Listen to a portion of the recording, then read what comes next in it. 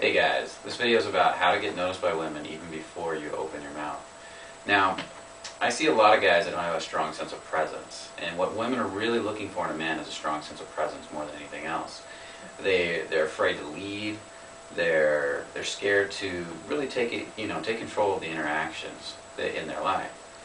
And this is a real serious problem. If it's hard for a woman to feel you, it's going to be really hard for her to trust you. And if she doesn't trust you, she's not going to really relax into being a woman with you, into being in her feminine. So this is real important. It's important to realize that women are really attracted to the presence in you. Presence to a woman is like a Playboy playmate might be to you.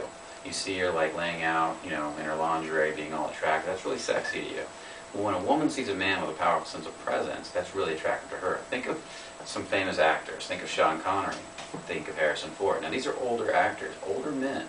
Some of you may be older men out there thinking he can't attract young women. But yet there's still a lot of young women very attracted to these men because of their strong sense of presence and power. In the face of tension, stress, certain death, they stay completely present. They stay completely directed on their goal, what they want to accomplish in a given moment. At least in the movies. I can't talk for the real life. Another great actor that really illustrates this is Matt Damon. Think of him in Bourne Ultimatum. In Bourne Ultimatum, he's a man on a mission. He's got direction. He's got purpose. And to a lot of women, that's very, very attractive. He's going to get the job done. But then, if you think about Matt Damon in Ocean's 11, he's a very different character. Suddenly he's nervous. He's jittery. He can't complete a sentence fully. And notice how that affects the way you look at him. You don't give him as much respect. You don't look at him the same way. Even though he's a good-looking guy, he doesn't have the same power. He goes way down, on the list of guys that are attractive in that movie. So Matt Damon's a great example in that.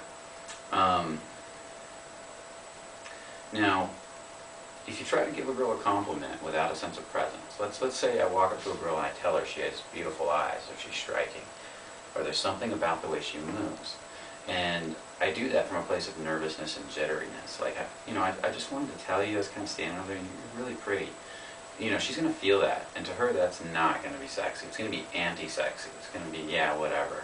And that's where you're going to get blown off a lot. Now, if a guy walks over that has a strong sense of presence and power, and he moves and conveys that through his eyes and through his body, and he says to her, oh my God, I just had to come over here and tell you that you're striking, or you're beautiful, or there's something about you, and I just had to come over and meet you. It has a whole different effect, because now it's coming from a guy that's exuding those qualities that are so important to a woman, that's exuding all those attractive qualities. For a lot of guys, that would be the difference between a fat girl coming over and telling you and flirting with you, and a really hot chick flirting with you. Completely different effect, right?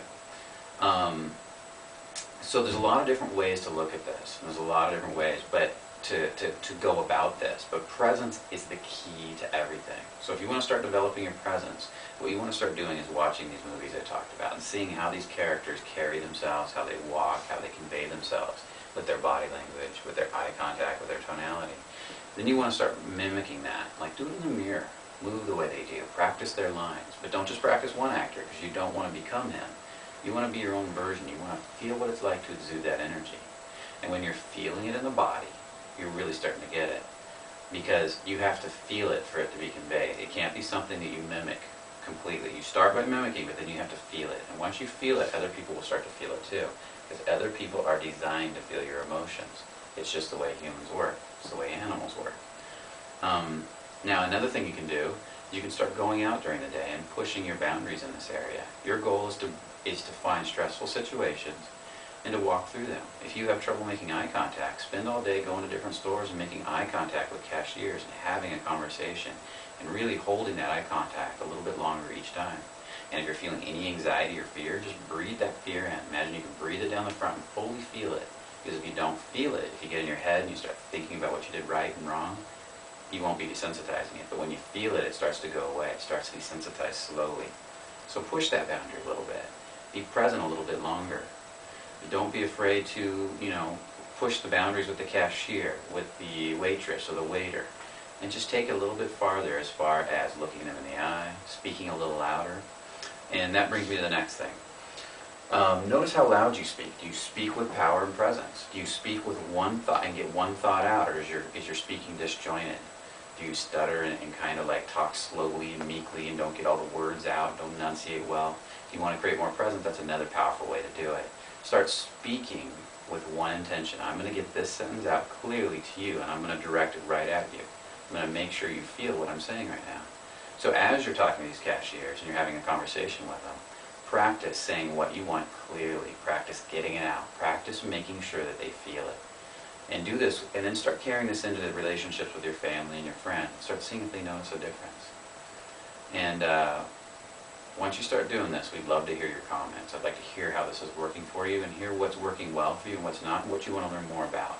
So feel free to send us questions at Innerconfidence, at info@innerconfidence.com. And we'll be glad to see if we can help you out with anything that maybe we're missing or not getting taken care of for you, because what you want is what's important to us. So until the next installment, I guess take care, and I'll see you then. Thanks, guys.